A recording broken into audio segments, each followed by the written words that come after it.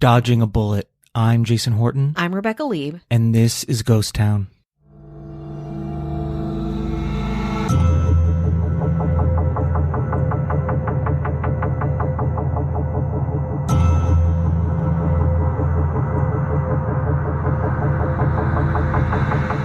I'm sure if you listen to our podcast, you remember what tragically happened in the late hours of August 8th, 1969. Charles Manson sent Tex Watson, Susan Atkins, Linda Kasabian, and Patricia Krenwinkel to 10050 Cielo Drive in Los Angeles, California, where they brutally murdered Sharon Tate, Jay Sebring, Wojciech Frykowski, and Abigail Folger. It was one of the most famous LA murders. It's been covered by many authors, many movies, very, very high profile. That part, you know. But I'll bet you didn't know that someone was noticeably missing from the Tate party. An invitee who, at the last minute, decided not to visit the home of Sharon Tate and Roman Polanski on that fateful day. That person was one of Hollywood's iconic leading men, Steve McQueen, who sat out on a gathering that would save his life. Terrence Steve McQueen was born on March 24th, 1930, in Beech Grove, Indiana. He had an unconventional life, being raised by family members until, at age 12, he moved to LA to be with his biological mother. McQueen in Los Angeles was part of a gang and got caught stealing hubcaps from cars and eventually landed in reform school, the California Junior Boys Republic in Chino, California. After kind of straightening out and moving to New York City, he joined the Merchant Marines and then worked a series of odd jobs. He was a worker on an oil rig, a towel boy in a brothel, and a tank driver. McQueen was told by his then actor girlfriend that he should try acting too. So in 1951, with the help of the GI Bill, he enrolled at the neighborhood playhouse run by Sanford Meisner. 7 years later, he would be an international star, acting in such films as The Great Escape, Bullet, and The Thomas Crown Affair. Of course, heavy as the head that holds the crown of the hot leading man, Steve McQueen's sexual exploits became a legendary part of his persona, having been married 3 times and seeing countless girls on the side. McQueen had become friends with Jay Sebring, a handsome playboy himself and a stylist to the stars. Sebring and Tate had dated briefly, but now they were close friends.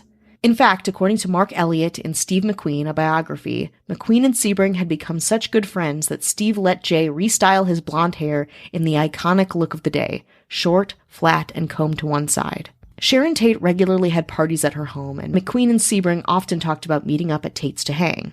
And it was Sebring who invited McQueen to come to Sharon Tate's home on the night of August 8th, 1969. Says Elliott, quote, Sebring told him there was a little soiree planned for the next night at Sharon Tate's rented house up at Cielo Drive and that Steve should come. Steve told Sebring he'd be there. Let's take a break. So Steve McQueen had plans to go to Sharon Tate's on August 8th, 1969 to hang out with his pal Jay Sebring. He also invited his Magnificent Seven co-star Robert Vaughn to the gathering, but Vaughn already had plans. McQueen himself eventually bailed on the Tate party. McQueen invited his blonde companion to be his date to Sharon Tate's party, but she was not interested. Smart woman.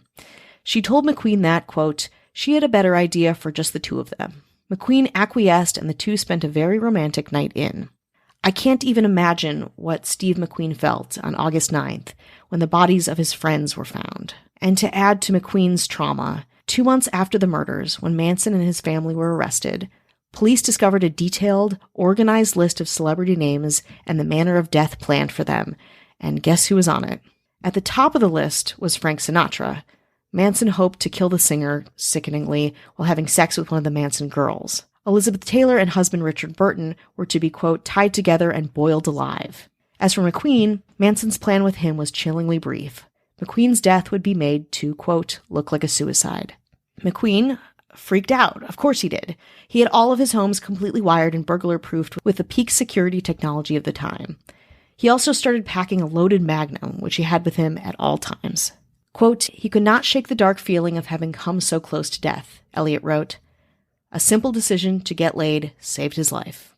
What's interesting about Steve McQueen, looking back, is when you mentioned the blonde hair in a leading man in Hollywood is a lot less than a dark-haired guy. Like, yeah, when you think of like dark and handsome. Right. Sure. Brad Pitt would be somebody who's like blonde and hunky movie star. But, you know, from back in those classic days of Hollywood, Cary Grant, Humphrey Bogart, everyone has like really dark hair. So it's interesting to be blonde in the 50s, 60s, 70s. I mean, he died pretty young. Yeah, he died at 50 of cancer. I think it was lung cancer.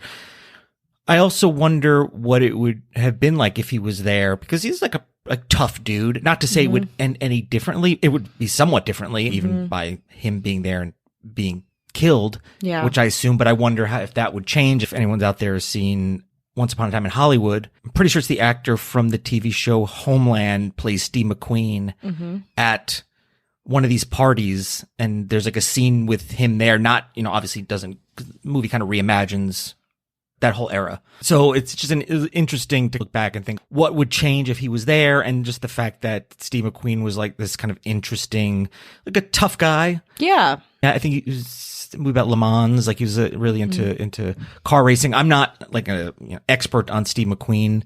I think I've seen Bullet once. I've been wanting to see it again, but I just haven't. Just interesting when you mentioned the changing his hair to blonde is an interesting thing to even James Dean had like lighter hair, but it wasn't. Yeah. It was still like a dark, more brunette. Totally. And I think all of that is rooted in the silent film era too, where it's you want more contrast in somebody so they could be seen better on the celluloid. But yeah, Steve McQueen, he was like a tough guy leading man, but also kind of spun conventions too, and was like pretty nuanced and didn't have this stereotypical upbringing, and it's always like very interesting. And I don't know that much about him either. And I was learning as I was researching this.